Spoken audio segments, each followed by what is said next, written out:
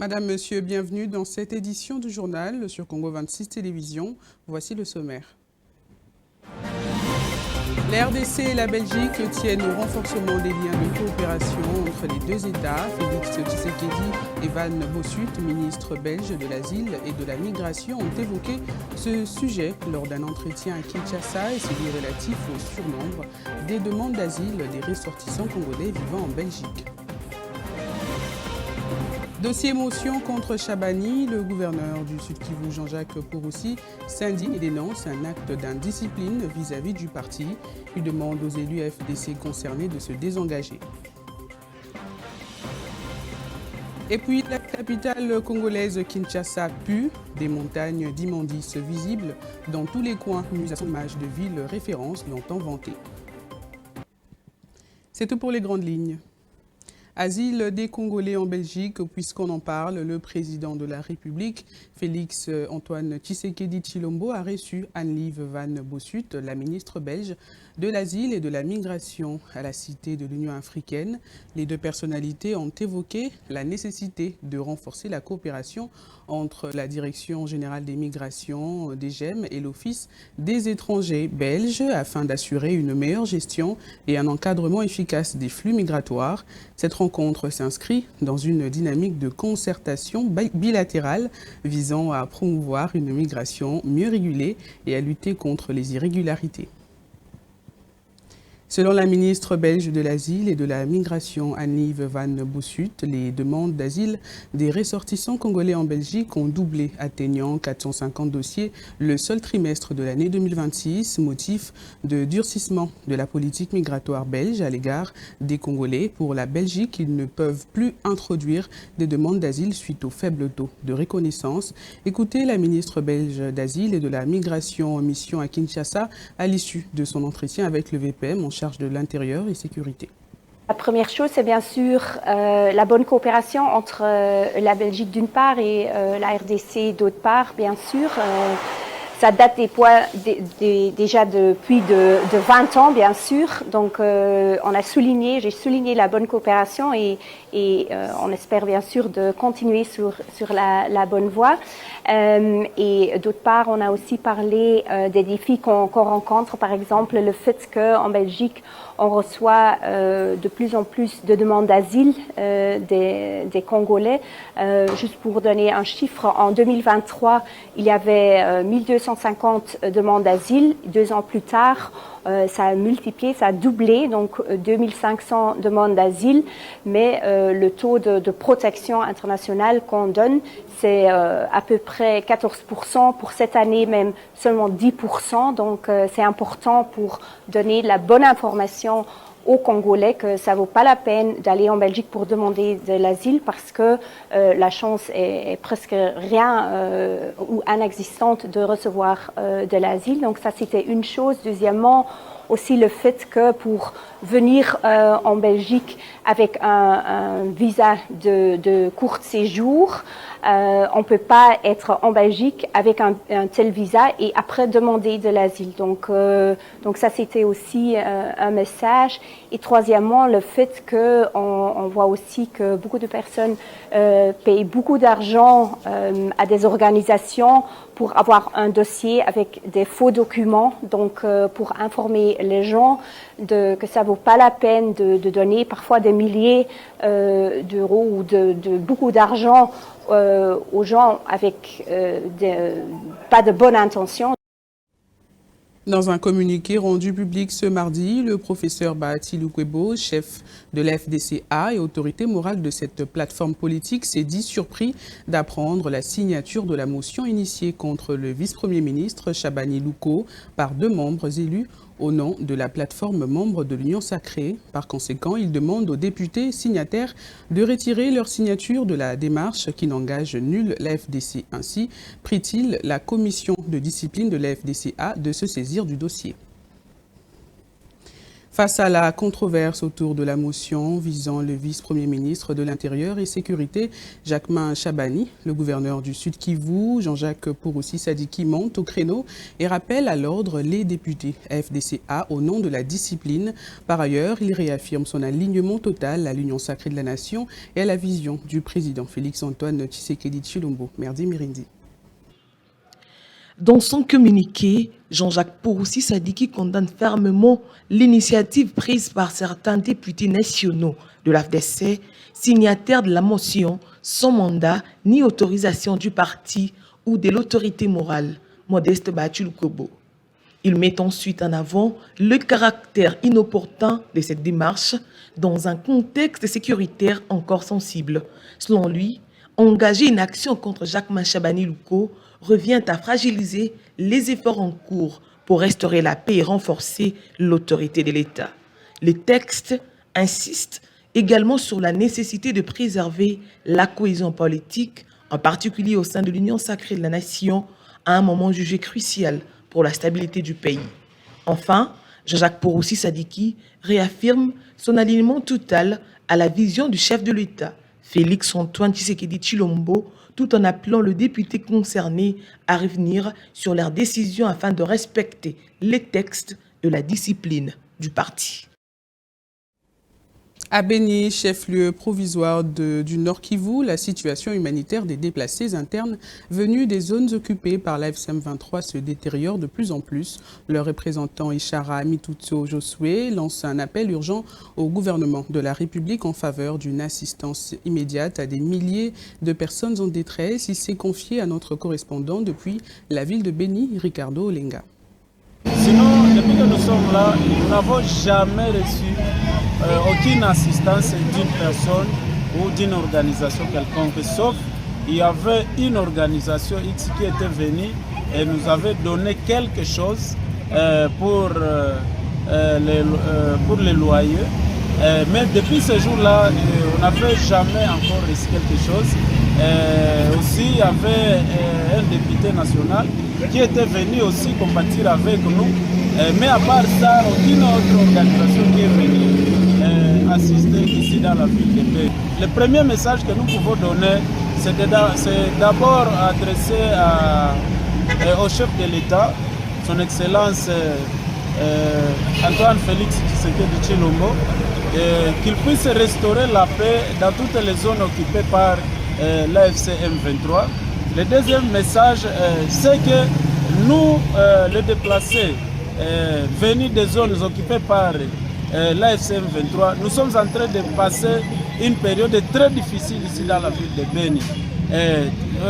Au niveau des soins, au niveau de l'alimentation, même dans les villages, dans des maisons d'accueil, dans des familles d'accueil où nous sommes hébergés, nous sommes donc ceux-là qui nous hébergent là-bas, ils sont déjà fatigués de nous. Nous sommes là, nous sommes abandonnés, on ne sait pas à qui nous pouvons nous adresser. L'Union pour le développement de la zone de Kabaré, UDESOKA, a un nouveau comité directeur. Maître Elodine Timire Mouzigirois a été élue présidente de cette association regroupant les ressortissants de Kabaré, Ninja, Kacha et Kalongue. Cette avocate mandataire en mine et activiste des droits des patients a été élue lors de l'Assemblée générale de l'UDESOKA, tenue le week-end dernier au collège Boboto, en présence des grands notables de Kabaré, dont le sénateur Modeste Bahatui Lukwebo et le directeur de cabinet du chef de l'État, Anthony Kinzo Kamole. Reportage. À l'occasion de l'Assemblée générale élective, la salle des spectacles du collège a refoulé du monde ce samedi 11 avril dans une atmosphère à la fois solennelle, démocratique et fortement mobilisatrice. Plusieurs dignitaires kabarois des premiers plans ont répondu présents témoignant de l'importance stratégique de ce rendez-vous.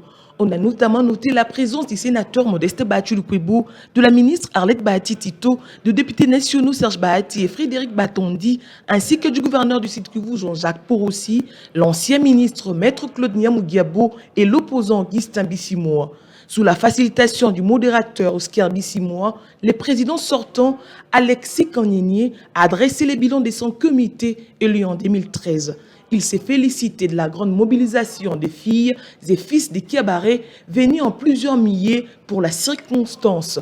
Pour sa part, l'autorité traditionnelle, Sa Majesté Mwami Alexandre Kiabaré Rugimanizi III, a appelé les électeurs à la responsabilité et les candidats à la sportivité. Place aux élections, la commission électorale conduite par Maître Adolphe Bandeki a accordé à chacun des 35 candidats quelques minutes pour charmer les électeurs.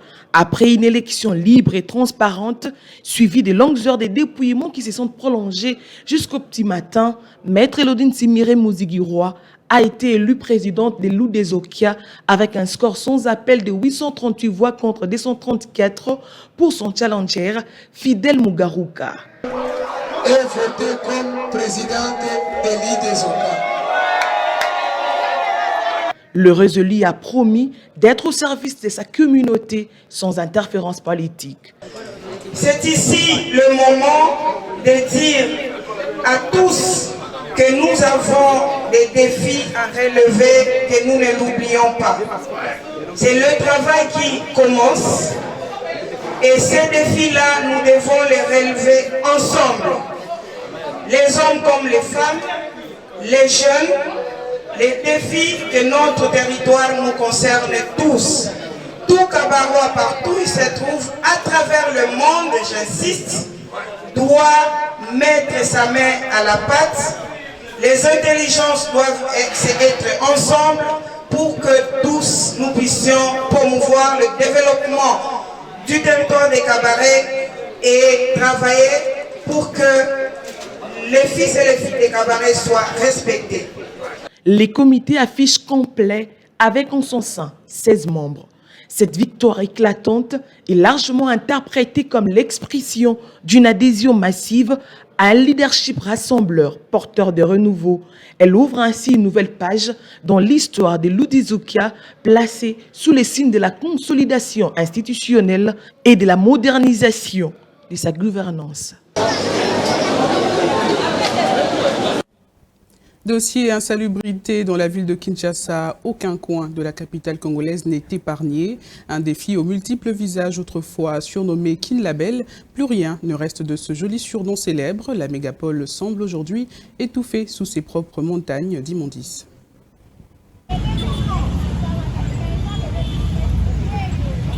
Autrefois perçu comme un modèle de modernité et d'éclat, Kinshasa a vu son image s'est dégradée radicalement au fil de décennies. Le contraste est frappant entre un environnement salubre et la réalité actuelle du mégapole étouffé par des déchets plastiques et l'insalubrité chronique. L'absence d'une politique publique rigoureuse est le premier facteur de ces basculements.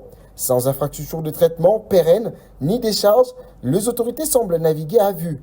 Ces contenants d'actions sporadiques, souvent dépendantes de fonds extérieurs, ces manques de vision transforment la gestion des ordures en un éternel recommencement inefficace. À cette faillite s'ajoute une démission citoyenne alarmante. Les gestes de jeter de déchets dans l'espace public s'est banalisé, entraînant l'obstruction de caniveaux et des inondations récurrentes. La perte de la culture du devant de porte témoigne d'une résignation collective ou de responsabilité individuelle se justifie par l'absence d'encadrement étatique. Selon des spécialistes, la renaissance de Kinshasa dépend d'une double prise de conscience. Il ne s'agit pas évidemment de désigner un coupable unique, mais de restaurer le contrat social entre les dirigeants et les administrés. Seule la combinaison d'investissements massifs dans l'industrie des recyclages et d'un sursaut patriotique de mentalité pourra rendre à la capitale son éclat de jeune. Seule la combinaison d'investissements massifs dans l'industrie des recyclages et des sursauts patriotiques de mentalité pourra rendre la capitale son éclat de jadis.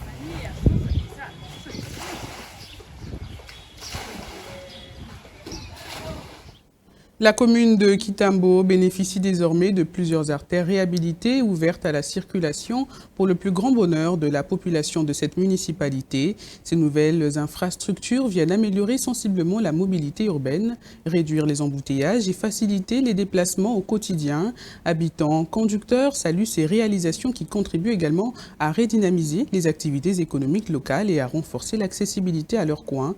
Tex Moundé a fait la ronde, suivez. Réhabiliter, Plusieurs acteurs de Kintambo ont été ouverts à la circulation, offrant un nouveau visage à cette commune fondement de Kinshasa. Entre fluidité retrouvée, gain de temps et activités relancées, ces infrastructures impactent déjà la vie des habitants. Les changements sont visibles. Autrefois difficiles, les véhicules roulent désormais avec facilité. Les embouteillages se réduisent progressivement et les déplacements moins contraignants pour les usagers. Je félicite d'abord le gouvernement national pour cette volonté de réhabiliter les routes qui étaient impraticables dans la commune de Kitambo précisément. Parce que pour la ville de Kinshasa, c'est Biringiri et Kitambo qui bénéficient, et surtout Kitambo. Là où il n'y avait pas de routes impraticables, c'est maintenant devenu praticable. Je félicite toutes les entreprises qui ont accepté de accompagner le gouvernement national. Et puis de l'autre côté, je tiens aussi à faire un veille patriotique aux habitants de la commune de Kitambo pour les caniveaux. Les caniveaux, malgré que d'autres routes ne sont pas encore ouvertes à la population, mais les caniveaux sont débouchés avec des saletés, avec des bouteilles en plastique. Alors il y a quelques temps en arrière, nous avons des mesures qui ont été désignées par les gouvernements parce que notre avenue que vous êtes la circulation est en ce moment en bonne et due forme, avait connu des problèmes par rapport à la situation. Il y avait des mares d'eau par-ci par-là. Et grâce aux actions du gouvernement, aujourd'hui nous avons vu les résultats de ces travaux. Voilà pourquoi nous apprécions ce travail que le gouvernement est en train de faire jusqu'à ce jour. Nous leur jetons vraiment des bouquets de fleurs. Nous espérons que ceci va continuer. Ces réalisations sont perçues comme une avancée significative à Kintambo, bien que beaucoup reste à faire afin de désenclaver la municipalité.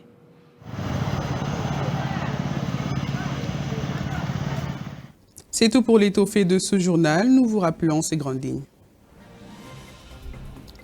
La RDC et la Belgique tiennent au renforcement des liens de coopération entre les deux États. Félix Tshisekedi et Van Bossut, ministre belge de l'Asile et de la Migration, ont évoqué ce sujet lors d'un entretien à Kinshasa et celui relatif au surnombre des demandes d'asile des ressortissants congolais vivant en Belgique. Dossier motion contre Chabani, le gouverneur du Sud Kivu, Jean-Jacques Purusi, s'indigne et dénonce un acte d'indiscipline vis-à-vis du parti. Il demande aux élus AFDC concernés de se désengager. Et puis la capitale congolaise Kinshasa pue, des montagnes d'immondices visibles dans tous les coins nuisent à son image de ville référence longtemps vantée. Nous bouclons ce journal. Bonsoir chez vous.